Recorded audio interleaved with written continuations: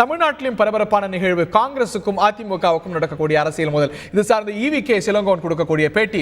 யாரும் வன்முறையில் ஒன்றும் ஈடுபட வேண்டாம், அவர்கள் எரித்தால் எரித்துட்டு போகட்டும் என்று சொல்லி.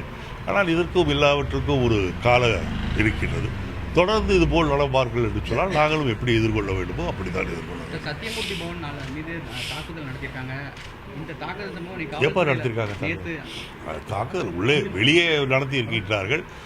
சத்தியமூர்த்தி பவனில் தாக்குதல், அதாவது இன்னொரு கட்சி ஆஃபீஸ்குள்ளே போகிறதே ஒரு முறை தவிரிய செயல்.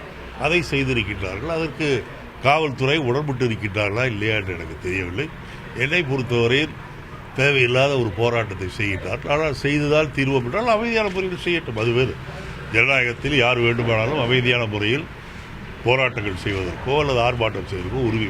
ஆனால் அதே வன்முறையாக மாறுவது, கல்லை தூக்கி போடுவது போன்ற செயல்களில் ஏற்பட்டால் அப்புறம் எப்படி சந்திக்கணுமோ அப்படி சந்திக்கணும்.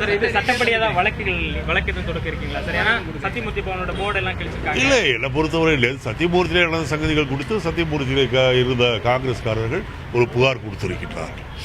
சார், இப்போ நீங்களே சொன்னீங்க, இது நீங்க கருத்து வெளியிட்டு சில நாட்கள் ஆகிறது. ஆனால் சில நாட்களுக்கு பிறகு இப்படி ஒரு, அதுதான் நான் ஏற்கனவே சொல்றேன், அரசாங்கமே இந்த போராட்டத்தை நடத்துகிறது என்றுதான் எடுத்துக்கொள்ள.